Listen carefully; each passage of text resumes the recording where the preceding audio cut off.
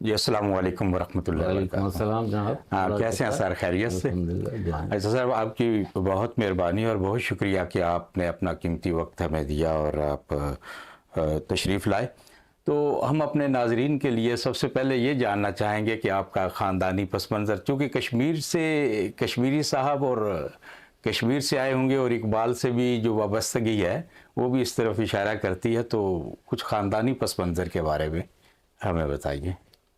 میرے دادا کشمیر سے، مقبوضہ کشمیر سے جی ہجرت کر کے تو وہ ہندوستان آئے۔ لاہور کے بالکل بارڈر پر، ہندوستان اور پاکستان کا جو بارڈر ہے، وہاں ایک واگا کے نام سے جو ہے جی جی جی یہ زمینی راستہ ہے جو ہندوستان اور پاکستان کو ملاتا ہے۔ ملاتا ہے۔ ٹرین کا راستہ بھی ہے، زمینی راستہ بھی ہے۔ جی تو اس کے اس طرف واگا ہے، دوسری طرف ایک چھوٹا سا گاؤں ہے، اس کا نام اٹاری ہے۔ اٹاری، تو میرے دادا وہاں اٹاری میں آباد ہو گئے تھے۔ صحیح۔ وہاں وہ کھیتی باڑی کا کام کرتے تھے، جی کسی جاگیردار کے باغ میں ملازم تھے۔ صحیح۔ تو والد بھی ان کے ساتھ تھے، جی جی یہ سب وہیں آباد۔ تو میرے والد مجھے بتاتے ہیں جی کہ وہ صبح سویرے وہاں سے چلتے تھے اور لاہور میں آ کر محنت مزدوری کرتے تھے، اور اس کے بعد شام کو واپس چلے پھر واپس سے لوٹ جاتے تھے۔ آہستہ آہستہ یہ سلسلہ ان کا جو ہے وہ ہفتہ وار ہو گیا، جی جی اور پھر ہفتہ وار سے ماہانہ، اور پھر انہوں نے لاہور میں گھر بنا لیا۔ صحیح ہے، پھر یہیں پہ آباد وہ ہو لاہور میں آباد ہو گئے۔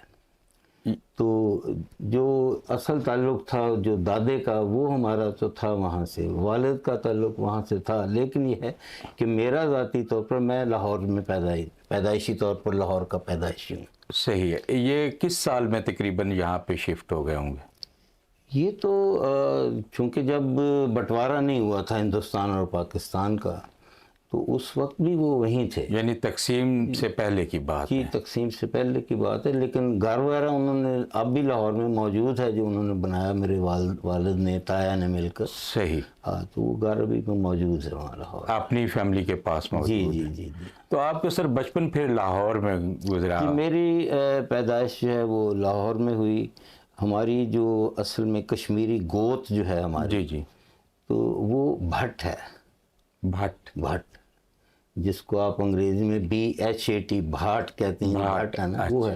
لیکن یہ ہے کہ جس وقت یہ بٹوارہ ہوا اور لوگ وہاں سے ہجرت کر کے آ رہے تھے اور مہاجر کیمپ میں لکھے جا رہے تھے نام، تو وہ جو بھٹ تھے نا، لکھنے والے نے BUTT بٹ کر دیا، وہ بھٹ ہو گیا۔ اچھا، یہ وہاں سے بھٹ سے وہاں بھٹ یہ ہوا۔ اصل جو ہے ہماری گوت وہ بھٹ ہے۔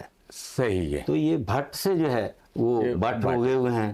تو میرے والد کے نام کے ساتھ اب بھی بٹ لکھا جاتا ہے، میرے تمام بہن بھائی سب بٹ لکھتے ہیں۔ صحیح ہے۔ لیکن میں کس طرح کشمیری ہوا، یہ بات کی بات ہے۔ اچھا جی اچھا، یہ بہت اچھا ہوا کہ آج پہلی دفعہ یہ کہ ہمارے علم میں بھی آیا کہ یہ بٹ اصل میں بھٹ سے بٹ ہو گیا، یہ لکھتے ہوئے۔ اور تعلیم کا سلسلہ وہیں پھر لاہور؟ تعلیم کا سلسلہ یہ ہے کہ لاہور سے شروع ہوا، اور لاہور میں انجمن حمایت کے اسلام کے جو مدارس تھے، ہائی اسکول میں وہاں پڑھتا رہا۔ اور 1962 میں انجمن حمایت اسلام کا 7 سالہ جشن تھا۔ جی جی، اور بلکہ شاید کچھ 62 یا 61 کی بات ہے، تو فیلڈ مارشل ایوب خان جو تھا، جی جی، وہ اس جلسے کو پریزائڈ کر رہا تھا۔ صحیح۔ تو میں چونکہ اسکول میں جو تھا وہ صبح کی اسمبلی میں جو ہے وہ دعا پڑھنے والوں میں شامل ہوتا تھا، اور ابتدا سے علامہ کی یا رب دل مسلم کو زندہ تمنا دے، یہ پڑھاتا تھا سب۔ صحیح۔ تو پھر جو ہے کہ مجھے وہاں جلسے کی ابتدا میں جو نعت پڑھنے کا جو موقع ایوب خان کی صدارت میں 1962 میں، اچھا، ماشاءاللہ۔ تو وہ ایک میرے لیے ایک یادگار لمحہ موجود ہے۔ اور وہ جو نعت میں نے پڑھی وہ بھی مولانا احمد رضا بریلوی ان کا کلام تھا۔ وہ کمال حسن حضور ہے کہ گمان نقص جہاں نہیں، یہی پھول خار سے دور ہیں، یہ وہ شمع ہے کہ دھواں نہیں. تو یہ مجھے یاد ہے. تو میٹرک جو تھی وہ لاہور سے ہوئی. صحیح. میٹرک تک جو میری سندوں میں نام لکھا ہوا ہے جی. وہ مظفر علی بٹ ہی لکھا ہوا ہے. ٹھیک ہے. لیکن اس کے بعد یہ سلسلہ پھر جو ہے وہ کشمیر کی طرف پھر لوٹ کشمیر کی طرف لوٹ گیا. ٹھیک ہے. تو اس کے اور کالج میں آگے اساتذہ جو آپ کو میسر آئے؟ کالج میں اساتذہ کے سلسلہ یہ ہے کہ میں اسلامیہ کالج لاہور کا اسٹوڈنٹ ہوں. یہ اسلامیہ کالج سول لائن یا ریلوے روڈ؟ سول لائن بعد میں، یہ ریلوے روڈ میں. اچھا ریلوے روڈ. میں ریلوے روڈ کی بات کر رہا ہوں. وہاں میں نے سیکنڈ ایئر جو ہے وہ مکمل نہیں کیا تھا تو میں ملک چھوڑ گیا. اچھا. اس وقت میری عمر بہت تھوڑی سی، میں 18 سال کا نہیں ہوا تھا، اور یہ ہے کہ بڑی مشکل سے پاسپورٹ بنوایا گیا. پاسپورٹ بھی اس زمانے میں جو تھا وہ جوئے شیر لانے کے برابر تھا. جی. تو میں 1964 دسمبر ایران میں تھا. اچھا، اب یہاں سے ایران چلے گئے. ایران میں تھا. یہ روزگار کے سلسلے میں یا تعلیم کے سلسلے؟ نہیں، مجھے میرا ایک ماموں ذات تھا، اللہ بخش، فوت ہو گیا ہے. جی جی. اس نے میرے ماں باپ کو جانسا دیا اور مجھے بھی دیا جانسا صحیح. کہ میں تمہیں ہائر ایجوکیشن کے لیے جرمن لے چلتا ہوں، میں جرمن جاؤں گا. اس کے پاس ایک اپنی بس بھی تھی اس زمانے میں. ہاں جی. اس زمانے میں بس تو لگتا یوں ہی ہوگا کہ بس بھی چھوڑ آئے گا. ہاں جی. تو ساتھ اس نے اور لوگوں سے بھی کوئی پیسے ویسے لیے. میرے والدین سے پیسے بہت سارے لگوائے اس نے، وہ بس کے کسٹم یہ ڈیوٹیاں. تو وہ یہ ہے کہ کہنے لگا آپ کو میں ساتھ لے جاؤں گا وہاں. جی جی. تو آپ وہاں پڑھیں گے. صحیح. کیا پڑھوں گا جی؟ کاسٹ اکاؤنٹنسی پڑھائیں گے آپ کو، یہ کریں گے وہ کریں گے. وہ خود مجھے جب ایران میں جا کر چھوڑ کے خود بھاگ گیا. صحیح. مطلب یہ ان کا پرانا وتیرہ ہے، اب بھی ایسے کرتے ہیں، کہیں نہ کہیں پہ چھوڑ کے. اور یہ اس شخص کی کہ جو میرا ماموں ذات تھا. ہاں، یعنی فیملی ممبر. وہ حافظ شیرازی جو ہے نا ایران کا، اس کا ایک شعر ہے، اور وہ کہتا ہے کہ من از بیگانگان ہرگز نہ نالم کہ با من ہرچه کرد ان آشنا کرد. وہ کہتا ہے مجھے اپنے بیگانے جو ہیں یہ غیروں سے کوئی گلہ نہیں ہے. میرے ساتھ جو کچھ کیا میرے اپنوں نے کیا ہے. میرے ساتھ جو ظلم کیا وہ اپنوں نے کیا. تو وہ چلا گیا، میں ایران میں رک گیا. اب آتے ہیں ایران کی جو الف با ہے فارسی زبان کی. جی جی. فارسی زبان کی الف با میں ہمارے 4 حروف جو ہیں وہ فاقدہ نہیں ہیں. صحیح. اور وہ ہے ٹے، ہاں جی، ڈال، اڑے اور پہ ٹے ڈال اڑے، یہ 3 نہیں. یہ جو ہندی کی آوازیں ہیں، ہندی کی 3 آوازیں. ہاں جی. تو چونکہ میرے نام کے ساتھ بٹ لکھا جاتا تھا، ہاں، تو ٹے تو ہے نہیں اس میں، وہاں ٹے نہیں ہے. تو مجھے جب بھی وہ مخاطب کرتے تھے وہ کہتے تھے آغا بت. اچھا، ٹھیک ہے. BUT وہ پاسپورٹ کے حساب. ہاں جی، بت بنا دی. تو مجھے بڑا محسوس ہوا کہ یہ کیا مذاق ہے، میں جیتا جاگتا بت جو ہوں اور یہ غلط بات ہے، میں بت نہیں ہوں. تو میں نے اپنے نام کے ساتھ بٹ کی بجائے کشمیری لکھنا شروع کیا. پھر اس کے بعد جو بھی میری اسناد ہیں اس میں جو ہے وہ کشمیری. اور پھر میں نے جب ایران سے واپس آ کر پھر میں نے باقاعدہ آفیشلی اخبارات میں دے کر اپنی تمام اسناد میں جو تھا وہ اس کو بٹ کی بجائے جو ہے وہ کشمیری جو ہے وہ لکھوا دی. اچھا، یہ جو فارسی کی طرف آپ کا رجحان ہوا، ماشاءاللہ فارسی کی تدریس کے ساتھ اور تعلیم کے ساتھ ایک وقت کو آپ کا گزرا، ایک زمانہ گزرا، اور شاگردان بھی آپ کے سینکڑوں ہزاروں میں ہیں. تو یہ سلسلہ وہیں سے قائم ہو گیا جب آپ ایران میں؟ نہیں، جب میں ایران میں داخل ہوا تھا تو پہلا جو میرے ساتھ واقعہ پیش آیا، ایک جگہ گاڑی جا کر رکی، سارے مسافر اترے وہاں سے، ایک ریسٹورنٹ میں چلے گئے کھانا کھانے کے لیے سارے. تو میں بھی، اب مجھے فارسی نہیں آتی تھی کہ کیا کیا جائے، کیا کریں. تو اس سے میں نے آیا، میرے پاس ویٹر آیا، تو اس نے فارسی زبان میں کہا جی آپ کو کیا چاہیے. میں نے کہا کھانا. صحیح. مجھے وہ فارسی نہیں آتی تھی.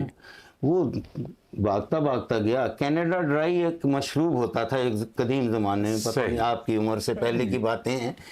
تو کینیڈا ڈرائی کی مشروب لا کر رکھ دی میرے سامنے کہ یہ کاناڈا ہے. یہ کاناڈا ہے. اچھا. تو میں نے کہا نہیں یہ نہیں ہے. پھر میں اٹھ کر گیا, اس کو لے گیا ان کے کچن تک, میں نے کہا مجھے یہ کھانا چاہیے, یہ کھانا. پھر اس نے دیا. صحیح. لیکن اس کے بعد ازاں کچھ شاید یہ ہمارے پنجابیوں میں کسی دوسری زبان کو سیکھنے کا کچھ خاص وصف ہے, وہ جلدی جو ہے سیکھ لیتے ہیں. تو میری زبان پھر یہ ہے کہ اس حد تک اس میں جو ہے وہ پیش رفت ہوئی کہ جب میں وہاں گفتگو کرتا تھا, اگر کسی جگہ ٹیکسی میں بیٹھا ہوا تو مجھے پوچھتا تھا او کھجائی کہاں کے ہو تم, تو میں کہتا تھا کہ میں تو پاکستان کا ہوں. فارسی بڑی اچھی بات کرتے ہو تم. تو میں سے کہتا ہوں میری ماں ایرانی ہے اور باپ پاکستانی ہے.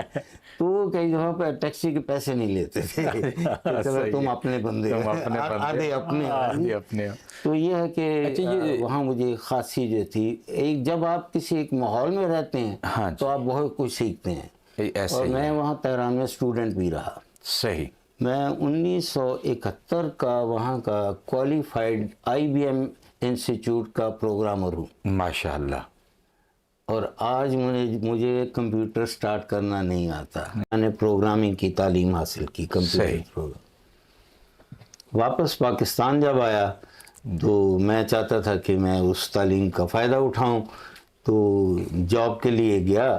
جی. تو کہنے لگے کہ نہیں ہمارے پاس کمپیوٹر نہیں. کہ پھر ہے کہاں؟ کہنے لگے کہ آپ بیورو آف اسٹیٹسٹک چلے جائیں. صحیح. ادارہ شماریات میں. تو وہاں گیا تو وہ کہنے لگے تو سرکاری میاں تم دیکھ لو اگر جاب ملتا ہے تو نہیں. UBL کے پاس گیا, ان کے پاس تھا کمپیوٹر. وہ کہنے لگے ہمارا ہیڈ آفس کراچی میں ہے, تو کراچی آپ نہیں جا سکتے تھے. وابڈا ہاؤس میں گیا, ان کے وابڈا والوں کے پاس تھا. تو انہوں نے کہا کہ ہم نے اپنے بندے ٹریننگ کے لیے بھیجے ہیں, اپنے خرچے پر انگلینڈ بھیجے ہیں, تو ان سے انڈیمنیٹی بانڈ بھی لیا کہ وہ آ کر ہمارے ہاں ہی جاب کریں گے, اس لیے ہمارے پاس جگہ نہیں ہے. تو اس لیے یہ ہے کہ وہ کمپیوٹر کی تعلیم میری جاتی رہی, نہ پرائیویٹ جگہ مجھے جاب ملا, نہ سرکاری میں. اور آج یہ ہے کہ میں کمپیوٹر کو چلانا نہیں جانتا. میں کوئی ضرورت ہو تو میں اویس جیسے بندوں سے مدد لیتا. صحیح ہے. اس کا مطلب یہ ہوا کہ کوئی بھی ہنر ہے, کوئی بھی کام ہے, وہ کرتے رہنے سے ہی اگر اس میں استمرار نہیں ہے, اگر وہ آپ جاری نہیں رکھ سکتے پھر کام نہیں, پھر وہ اصول. تو یہ ادبیات کی طرف, اور بالخصوص جو فارسی ادبیات, کہ فارسی سے اگر آپ دیں تو بات آپ نے خاندانی پس منظر سے شروع کی تھی. تو میرا جو ننیال تھا وہ سارے جو تھے وہ اہل علم تھے. صحیح. 2 خوبیاں تھیں, ایک کچھ حصہ اہل علم والوں کا تھا, کچھ جو تھے وہ سوداگری کرتے تھے. میری ماں کہا کرتی تھی کہ میرے بھائی جو ہے نا سوداگر تھے. ہاں جی. اور سوداگری ان کی یہ تھی کہ وہ یہاں سے بڑودا کوئی جگہ ہے انڈیا میں, وہاں جاتے تھے, وہاں سے کوئی سامان خرید کر لاتے تھے, لاہور میں بیچ دیتے تھے. یہ ان کی سوداگری تھی. تو لیکن بعد ازاں انہوں نے اسی کام سے اپنے کام کو اتنا بڑھایا کہ وہ انگلینڈ اور جاپان سے بھی جو ہے وہ چیزیں منگوانے لگے, کپڑا منگوانے لگے. اور ماشاءاللہ بہت اچھا کاروبار تھا. میری والدہ جو تھی وہ تو اس لحاظ سے ٹھیک تھی. صحیح. میرے ایک ماموں جو ہیں وہ شاعر تھے بڑے اچھے. صحیح. اور ان کی کتاب آج بھی میرے پاس پڑھی ہے, معراج دی رات, پنجابی زبان میں شاعری میں, جو کہ پنجابی جو تھی اس کے کورس کی باقاعدہ حصہ رہی ہے پنجاب یونیورسٹی کی. ایک اور دوسرے ان سے بھائی جو میرے ماموں تھے, ان کا اسم گرامی کیا تھا؟ محمد بشیر احمد. تو محمد بشیر احمد صاحب جو تھے, ان کی پھر ایک اور ان کی آج کل آپ کے لاہور کے فیصل پبلشر جو ہیں, جی, انہوں نے ان کی دیوان غالب کی شرح چھاپی ہے. اچھا, ماشاءاللہ, بڑی زبردست ہے ان کی وہ. ایک اور میرے ماموں جو تھے وہ بھی شاعر تھے. صحیح. وہ پنجابی کے شاعر تھے اور وہ خود امی تھے, لکھنا نہیں جانتے تھے, لیکن اس کی کتابیں, ان کی 100 سے زیادہ کتابیں ان کی شاعری. ماشاءاللہ. اور ان کا نام تھا نذیر احمد منظور بٹ. صحیح. جی. تو ان کا پنجابی سب بہت ڈکٹیٹ کراتے تھے, ان کے شاگرد لکھتے رہتے تھے, کتاب چھپ جاتی تھی, وہ پیسے ان کو جیب میں ڈالتے تھے. اس کے بعد نہ ان کے پاس رائٹ ہوتے تھے نہ کچھ. کوئی Jahangir book depot, Naulakha book depot, یہ سارے سب انہوں نے کتابیں ان کی چھپی ہوئی ہیں. تو جو میرے ماموں جو تھے محمد بشیر احمد, جی, ان کی ایک لائبریری کراچی میں تھی، ماہتاب علوم، کتاب خانہ ماہتاب علوم. صحیح. تو کتاب خانہ ماہتاب علوم جو ہے اس کی 50s میں جو ویلیو جو تھی نا وہ 3 لاکھ روپیہ اچھا اناؤنس ہوئی تھی. ہاں بہت بڑی ڈیتھ کے بعد. اور تمام کتابیں ان کی ذوق کی عکاسی کرتی تھیں کہ ہر کتاب جو تھی مجلد اور اس کے اوپر باقاعدہ لائبریری کا نام جو ہے وہ پرنٹڈ تھا، ہر ایک چیز کتاب کا نام اور سارا کچھ. تو یہ میری والدہ بڑے اچھے فارسی کے شعر جو ہے وہ اس کو یاد تھے، کیونکہ نانا میرا جو تھا وہ ماشاءاللہ جو تھے ان کا بھی تعلق جو تھا دین کی طرف تھا. جی جی. اور میرے نانا کے ہاتھ کا کتبی قرآن کی نامکمل شرح آج بھی آپ کے پنجاب پبلک لائبریری کے دارالقرآن میں موجود ہے، ماشاءاللہ. غلام حیدر بٹ کے قلم سے. تو یہ پوری ایک روایت ہے خاندان کی. تو یہ کچھ سلسلہ جو تھا وہ سلسلہ اسی طرح چلا. نام کے بارے میں بٹ سے کشمیری تو میں نے بتا دیا، لیکن میری ماں بتاتی ہے کہ جب تو پیدا ہوا جی جی تو ویسے میری پیدائش جو ہے وہ عاشورہ کے دن کی ہے. صحیح. عاشورہ سن 1366 جی. اور اس لحاظ سے میں اب 79 ایئرس کا ہوں. اچھا ماشاءاللہ. اور میرا جو بڑا ماموں تھے وہ حافظ قرآن تھے. صحیح. سب سے بڑے حافظ خورشید احمد صاحب. جی. تو حافظ خورشید احمد صاحب کہنے لگے یہ جو میرا بھانجا نا میں نے اس کا نام غلام رسول رکھنا ہے. صحیح. وہ جو چھوٹے محمد بشیر احمد تھے وہ کہنے لگے نہیں اس کا نام میں مظفر علی رکھوں گا. صحیح. وہ بڑے ماموں کہنے لگے یہ تو شیعوں کا نام ہو گیا، تم نے علی سعد لگا دیا. وہ کہنے لگا میں شیعہ مجھے سمجھ لو، میں نے نام یہی رکھنا ہے. تو انہوں نے پھر میرا نام مظفر علی رکھا. اور اس کے بعد میرے اور 2 بھائی تھے، سب کے نام کے ساتھ جو ہے وہ علی لکھا. اور وہ تھا کہ لیاقت علی، محمد علی. اور میرا خیال سب سے چھوٹے کا نام زیادہ بھاری تھا، محمد بھی تھا اور علی بھی تھا. دونوں اکٹھے، دونوں چیزیں تھی. تو یہ جب میری پیدائش ہوئی اس وقت کی بات ہے. تو آپ کے علم میں شاید ایک اسکالر کا شاید نام آپ کے ذہن میں ہو، ثاقب اکبر. جی جی ثاقب اکبر. بالکل. ثاقب اکبر صاحب کے والدین کا گھر اور میرے ماموں کا گھر بالکل اچھا آپس میں دیوار ایک تھی. اچھا متصل تھی آپس میں.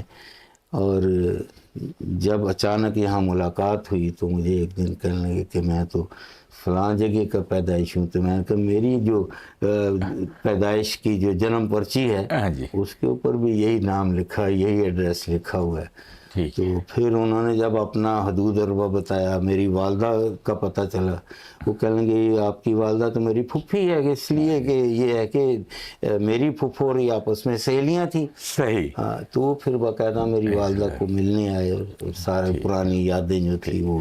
اچھا سر، اب صورتحال یہ ہے کہ چونکہ میرا بھی تعلق جو ہے وہ تدریس کے ساتھ ہے، تو ہمارے بچے جو ہیں وہ تو اب اردو بھی صحیح طریقے سے نہ پڑھ سکتے ہیں نہ لکھ سکتے ہیں.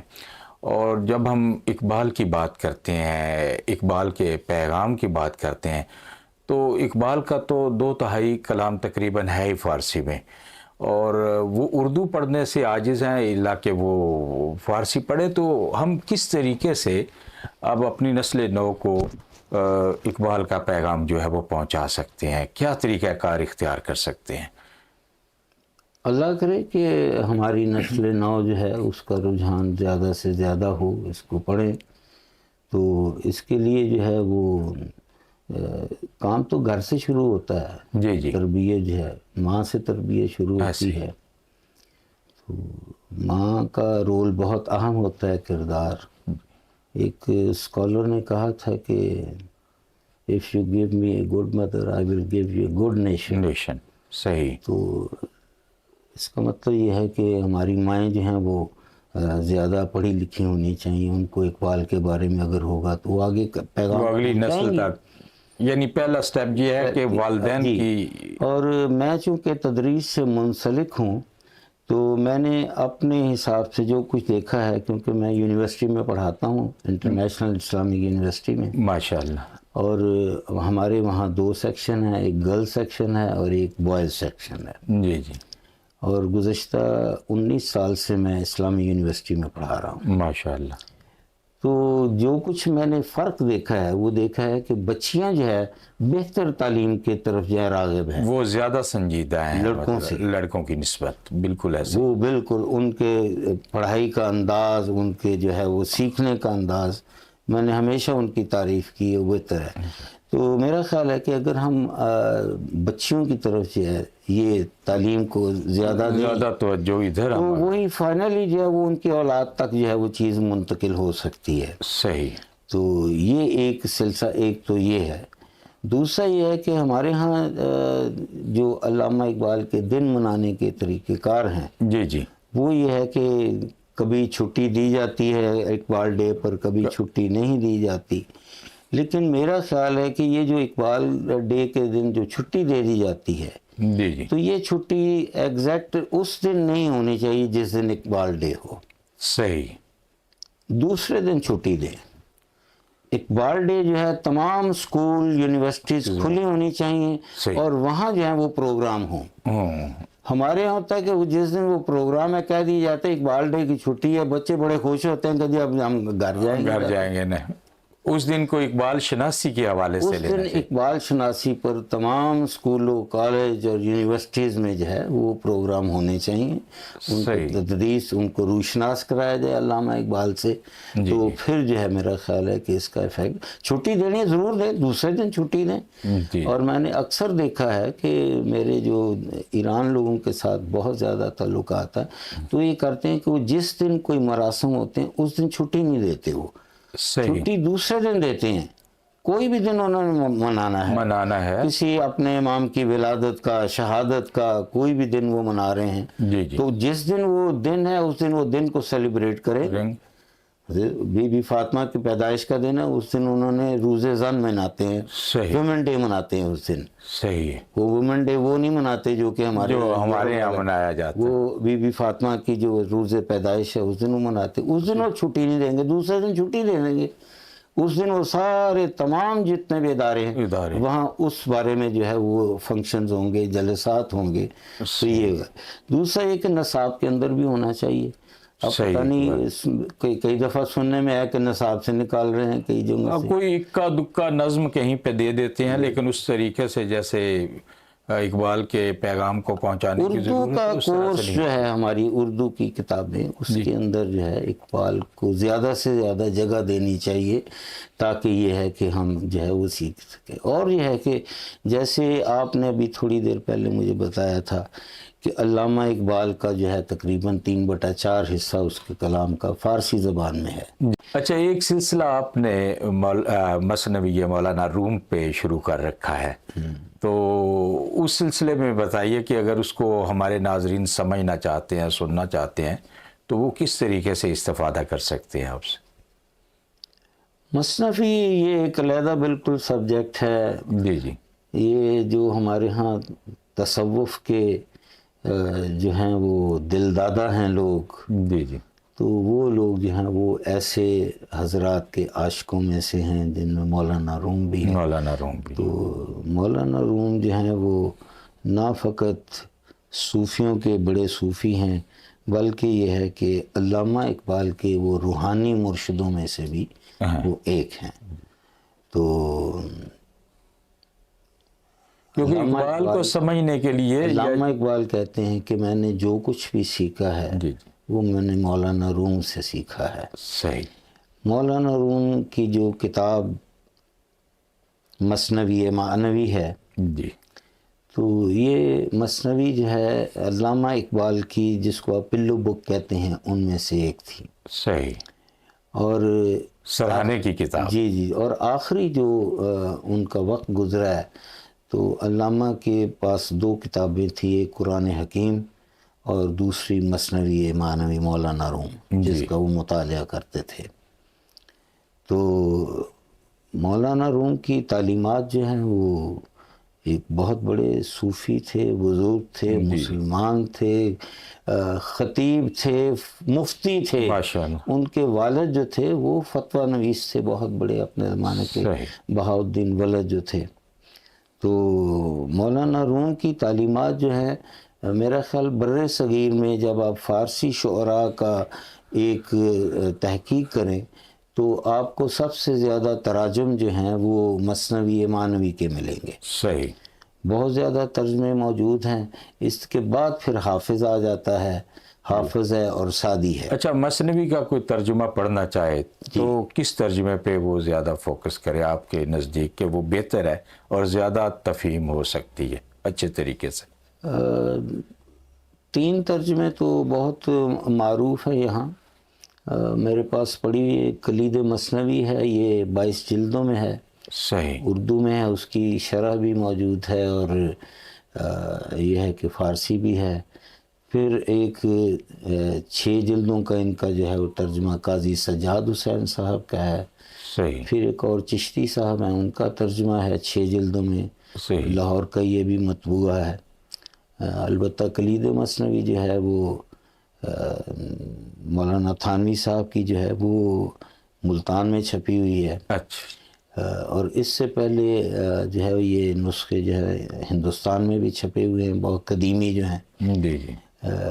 اسلام آباد میں بھی یہاں مرکز تحقیقات ہے، انہوں نے ہمارے یہاں ایک استاد نے 6 جلدوں میں جو ہے وہ باقاعدہ جو ہے وہ ٹرانسلیشن کی ہے. اچھا، ماشاء اللہ. تو وہ بھی ہے، اویلیبل ہے. تو لیکن قاضی سجاد کا جو ترجمہ جو میرے استعمال میں اکثر رہتا ہے جی جی. وہ اس لحاظ سے بہتر ہے کہ ایک تو یہ ہے کہ ہر ایک شعر کا ترجمہ انہوں نے دیا ہے، صحیح. ساتھ اس کے مختصر حواشی موجود ہے. ٹھیک. تو ایک اگر عام بندہ جو ہے یہ اس کی دسترس میں اس لیے بھی قیمت کے حساب سے بھی جو ہے وہ اچھی ہے. تو یہ آپ کو 3 کتابوں میں جو ہے 6 دفتر مثنوی کے آ جاتے ہیں. مثنوی جو ہے وہ 6 دفتر یا 6 جلدوں میں جو موجود ہے، اس کے 26,600 اس میں شعر موجود ہیں. اچھا، ماشاء اللہ. اور 26,600 شعر جو ہیں اول سے آخر تک جو ہے وہ تمام تر جو ہے آپ دیکھیں گے تو اس میں آپ کو ہر طرح کا موضوع ملے گا. اس میں آپ کو تصوف ملے گا، فلسفی ملے گی، اس میں قرآن ہے، حدیث ہے. بلکہ یہ ہے کہ مولانا عبد الرحمن جامی جو تھے انہوں نے تو جب مثنوی کا مطالعہ کیا جی جی. تو وہ کہنے لگے کہ مثنوی معنوی مولوی ہست قرآن در زبان پہلوی. کہ یہ جو مولانا روم کی مثنوی ہے، مولانا روم کو مولوی کے نام سے پہچانا جاتا ہے ایران میں اور ترکی میں. صحیح. تو کہنے لگے کہ یہ جو مثنوی ہے یہ پہلوی زبان میں جو ہے قرآن ہے. پہلوی فارسی کا ہی دوسرا نام ہے. صحیح. فارسی زبان کا نام دوسرا جو ہے وہ قدیم فارسی کو ہم فارسی باستان کہتے تھے یا اوستا کہتے تھے. صحیح. اور پھر اس کے بعد جب جو دوسرا مرحلہ آیا تو اس کا نام پہلوی رکھ دیا گیا. اس کے علاوہ ہم نے علامہ اقبال کو جو ہے وہ قومی شاعر جو ہے اس کو اعلان کیا ہوا ہے. جی جی. کہ یہ ہمارے شاعر ملی ہیں، قومی شاعر. اور شاعر ملی کا کلام جو ہے وہ ہم پڑھ نہیں سکتے کیونکہ فارسی نہیں آتی. صحیح. یہ رجحان جو ہے یہ شروع ہوا جناب جنرل ضیاء الحق صاحب کے زمانے سے. صحیح. یہ وہ زمانہ ہے 70s کا دور تھا. جی جی. اور ذوالفقار علی بھٹو فارن منسٹر تھے. جی جی. اس صاحب نے دورے کیے ہمارے خلیج فارس کے ممالک کے، اور وہاں جا کر پاکستانیوں کے لیے جو تھا وہ کام کی جو تھی وہ اپرچونٹیز جو تھی اس کو ایکسپلور کیا.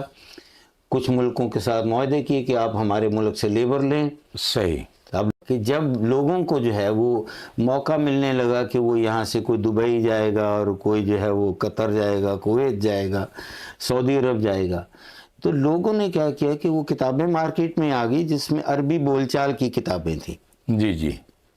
اب سب نے عربی سیکھنی شروع کر دی. صحیح. وہ جو عربی بول چال تھی اس کا یہ پہلو بالکل نہیں تھا کہ وہ عربی جانیں گے تو انہیں قرآن سیکھ پڑھنا آ جائے گا, قرآن کے معنی پتہ چل جائیں گے, حدیث ان کو پتہ جائے, نہیں, وہ فقط یہ تھا روزگار کے لیے, ہاں, وہاں ڈیلی لائف گزارنے کے لیے جو ضرورت ہے وہ سیکھ رہے. تو وہ کچھ انسٹیٹیوٹ بن گئے عربی سیکھنے کے لیے, لوگوں کو رجحان ہو گیا. آج بھی لاکھوں کے حساب سے ہمارے بندے جو ہیں وہ عرب ممالک میں کام کر رہے ہیں. تو ہوا یہ کہ جناب ضیاء الحق صاحب نے فارسی کی تدریس جو مدارس میں ہوتی تھی اس کو روک دیا. اس سے قبل یہ ہوتا تھا کہ جب ایک اسٹوڈنٹ چھٹی جماعت میں پہنچتا تھا تو اس کو ایک اختیار دیا جاتا تھا مضامین کے بارے میں. 3 مضمون اس کو دیے جاتے تھے, ان 3 میں سے ایک مضمون انتخاب کریں, عربی, فارسی اور ڈرائنگ. صحیح. اب جو رجحان جن کا جو تھا گھریلو, کیونکہ اکثر وہ والدین سے پوچھ کر کہتے ہیں امی جی میں کیوں کہنا, ابا جی میں کیڑا مضمون پڑھنا, تو اکثر لوگ فارسی پڑھتے تھے, عربی نہیں پڑھتے تھے. جنرل ضیاء الحق صاحب نے وہ فارسی کا تدریس ختم کر دی. وہاں اگر وہ تدریس جاری رہتی تو پھر یہ ہونا تھا کہ آج ہم جو علامہ کو بہتر جو تھے وہ پڑھ سکتے تھے. اچھا, ایک عموماً یہ بات ہمارے ذہنوں میں ہے کہ یہ ایران کی زبان ہے, حالانکہ یہ ہمارے خطے کی کئی سو سال زبان رہی ہے. نہیں, ہمارے ہاں 800 سال جو حکومت رہی ہے, یہاں جو بھی مغلیہ دور گزرا ہے, تو ہماری سرکاری زبان جو تھی وہ فارسی تھی. یہ تو جب ایسٹ انڈیا کمپنی جو تھی وہ آئی ہند میں, تو اس کے بعد انہوں نے پہلا جو کام یہ کیا کہ انہوں نے فارسی کی رسمیت کو ختم کر دیا, اور اس کی جگہ جو ہے زبان انگریزی زبان جو تھی اس کو جو ہے انہوں نے جو ہے ترویج دے دی اس کی. اس سے ایک بڑا نقصان ہوا کہ ہم ایک بڑے ورثے سے جو ہے نا وہ تہی دامن ہو گئے. یہ تو ہو گیا, لیکن یہ ہے کہ اس وقت میرا خیال ہے کہ کوئی ایسا شخص نہیں تھا جو اردو زبان کی پشتیبانی کرتا یا ان کے لیے آگے کوئی بطور سفر کھڑا ہو جاتا کہ بھی ایسا مت کریں. لیکن مجھے یاد ہے کہ جب بٹوارے کے بعد ہندوستان کے ایک وزیر اعظم تھی اندرا گاندھی. اندرا گاندھی کے دور میں ایک تحریک شروع ہوئی, اور وہ تحریک یہ تھی کہ ہندوستان کی سرکاری زبان کیا ہونی چاہیے. صحیح. ہندی یا انگریزی. بہت سارے ووٹ انگریزی زبان کی طرف تھے, لیکن وہ نہیں مانی, اور نتیجہ یہ ہوا کہ آج پورے ہندوستان میں ہندی ان کی سرکاری زبان ہے. بالکل ایسے ہی. دیوناگری الفابیٹ میں جو ہے وہ تمام زبان لکھی جاتی ہے, خطوط اسی میں ہوں گے, سرکاری کورسپونڈنس جو ہے وہ اسی میں ہوگی. انگریزی ایک سیکنڈ لینگویج کہلائے گی, پہلی جو ہے وہ لیت. ہمارے ہاں آج بھی اگر آپ چلے جائیں, یہ جو ادارہ مقتدرہ قومی زبان بنایا گیا, یہ اس لیے بنایا گیا تھا کہ اردو زبان کو رسمیت دی جائے گی. ایوب کے دور میں اس کام پر بہت زیادہ کام ہوا, ڈکشنریاں نہیں بنی سرکاری اصطلاحات کے اوپر, تاکہ یہ ہے کہ تمام خط و کتابت جو ہے وہ اردو زبان میں کی جائے. وہ سب کام وہیں کا وہاں پڑا ہوا ہے, اور یہاں آج تک کوئی آگے اس کے آگے کوئی ترقی نہیں ہو سکی. بالخصوص میں چاہتا ہوں طلباء کے لیے کوئی ایسا پیغام کہ وہ راغب ہو جائیں اپنے ورثے کی طرف. اور اب میں جو حالت دیکھتا ہوں اپنی زبان کی, سچی بات ہے کہ بہت دل دکھتا ہے کہ یہ اگلی نسل تک ہم پتہ نہیں اردو کو بھی اس طرح سے بچا پاتے ہیں یا نہیں بچا پاتے, کہ اب بچے لکھنے سے بالکل قاصر ہیں اور پڑھنے سے بھی قاصر ہیں. جہاں تک لکھنے کا تعلق ہے تو یہ گزشتہ جو گرمیوں کی چھٹیاں گزری ہیں 2023 کی, تو میرے کولیگ ہیں جو میرے ساتھ ہی خطاطی سکھاتے ہیں ایرانی انسٹیٹیوٹ میں, تو میں خود ان کے ساتھ جاتا تھا, 2 پوتوں کو لے کر جاتا تھا کہ چلو بھی تم لوگ لکھنا سیکھ لو. تو تعلق اس میں والدین کا ہے کہ وہ کس طرح اپنی اولاد کو جو ہے وہ اس طرف مائل کریں. میں صبح 7:30 بجے اپنے پوتا اور پوتی دونوں کو گاڑی میں بٹھاتا تھا, اور ان کو ایک گھر تھا یہاں کٹاریاں میں, وہاں جا کر ان کو لے کر جاتا تھا. تو میں پھر وہاں بیٹھا رہتا. تو پھر مجھے ایک دن وہ کہنے لگے, خواجہ صاحب کہ آپ کشمیر صاحب کیوں بیکار بیٹھتے ہیں؟ میں نے کہا ٹھیک ہے, تو میں نے بھی لکھنا شروع کر دیا. تو ایک تو سیکھنے کے لیے کوئی عمر کی قید نہیں ہے, صحیح، لیکن بچپن سے ان کو سکھانا چاہیے. سکھانا چاہیے. جب ہم پڑھتے تھے تو ہم تختی کے اوپر جو تھے وہ باقاعدہ لکھتے تھے، اور باقاعدہ. قلم سے باقاعدہ قلم اسی طرح. دراز سے ہم لکھتے تھے. اور اس کا اثر آج بھی ہے کہ مجھے فخر ہے کہ میرا لکھا ہوا ہر بچہ بھی پڑھ سکتا ہے. صحیح. وہ لکھے موسیٰ اور پڑھے خدا والی بات نہیں ہے. کوئی بھی وہ پڑھ سکتا ہے. ہمارا آج کا نوجوان جو ہے وہ اپنے کوئی بھی چیز لکھنے سے وہ جی چراتا ہے. ایسے ہی. مجھے ایک دن کلاس میں اتفاق ہوا تو فارسی زبان کی تدریس جاری تھی تو 2 طالب علم نئے نئے آ گئے. تو ایک دن بھی میں نے انہیں دیکھا، انہوں نے اپنا تعارف کرا دیا، جی میرا نام یہ ہے، میرا نام یہ ہے. دوسرے دن جب آئے تو میں ان کو دیکھ رہا تھا کہ وہ ان کے پاس نہ پینسل تھی نہ ان کے پاس کاپی تھی کوئی. وہ میری کلاس میں جو ہے وہ آ رہے تھے تو میں نے ایک سے کہا، میں نے کہا برخوردار آپ کے پاس جو ہے نہ پینسل ہے نہ کاپی ہے تو آپ کیسے سیکھیں گے، آپ کو کیا چیز یاد رہے گی؟ تو اس نے اپنی جیب سے ٹیلی فون نکالا، ٹیلی فون نکال کے کہا سر ہم اس سے فوٹو لے لیتے ہیں، آپ جو کچھ وائٹ بورڈ پر لیتے ہیں فوٹو لے لیتے ہیں. اب ایسے نوجوانوں کو بہت زیادہ ضرورت ہے کہ ہم ان کی رہنمائی کریں کہ بھائی لکھنا سیکھو. لیکن جو ہے وہ لکھنا ہی بھول گئے ہیں بندے، وہ خالی سننا اور دیکھنا چاہ رہے ہیں، وہ لکھ نہیں سکیں گے. میں ایک لفظ ہے وہ میں جب بھی کلاس میں پڑھا رہا ہوتا ہوں اور میں بار بار کہہ رہا ہوتا ہوں کہ مجھے پتہ ہے امتحان میں آپ نے یہ لفظ غلط لکھنا ہے، اور وہ غلط لکھتے ہیں. یعنی ہاں بالکل، آپ لفظ سندل ہے، جی آپ سندل کسی بچے کو آئے کو لکھیں وہ زدل لکھے گا، سندل نہیں لکھے گا. ایسے ہی ہے. صرف ایک شوشے کا فرق ہے. شوشے. اگر ایک شوشہ اس میں لکھے گا تو تب وہ سین اور نون ہوگا. ایسے. اور اگر ایک شوشہ نہیں ہوگا تو زبان بن جائے گا. بالکل ایسے ہی ہے. اور یہی کرتے ہیں کیونکہ فارسی زبان میں سندلی کرسی کو کہا جاتا ہے. جی. اور جس دن میں سندلی کی تعلیم ان کو دیتا ہوں اور میں کہتا ہوں کہ بیٹا اس کو دیکھ لو اچھی طرح، یہ آپ نے غلط لکھنا ہے، اور وہ غلط لکھتے ہیں. تو یہ ہے کہ تعلیم کی ضرورت ہے. اور اردو رسم الخط، فارسی رسم الخط دونوں ایک جیسے ہیں. ماسوائے شکستہ جو فارسی کا ہے وہ فرق ہے. تو میرا خیال ہے کہ اگر ان کی طرف یہ ان کو زیادہ رجحان اس طرف ہونا چاہیے، سکھایا جائے انہیں کہ بھائی اس کو لکھیں، لکھنا سیکھیں. جتنا زیادہ آپ لکھیں گے اتنا زیادہ آپ کے ذہن میں وہ یادداشت رہے گی، وہ نقش ہو جائیں گے. کیونکہ آپ اگر پڑھتے ہیں نا یہ میموریز کے بارے میں، تو آپ اگر ایک چیز صرف سنتے ہیں تو آپ کی میموری شاید 10% رہ جائے گی ایک وقت گزرنے کے بعد. لیکن اگر ایک چیز آپ نے سن کر بیان کر دی اس کو، آپ کی میموری بڑھ جائے گی. اگر آپ نے ایک چیز سن کر بیان بھی کی، لکھ بھی لی، اور بڑھ جائے گی. اگر آپ نے ایک چیز سنی ہے، لکھی ہے، بیان کی ہے، دیکھی ہے، آنکھوں سے اس چیز کو بھی دیکھ لیا، یہ آپ کو بڑھ جائے گا. تو یہ جو ہے یہ مختلف جو روشیں ہیں سیکھنے کی، ان میں سے یہ لکھنا بہت اہم روش ہے. تو لکھنا نہیں، دائرے نہیں بنانے آئیں گے، عین غین کو لکھنا نہیں آتا لوگوں کو، کیا کیا جائے. تو میں سمجھتا ہوں کہ یہ بڑی ضروری ہے کہ ہم اردو کو لکھنا املا ہم کو سکھائی جائے.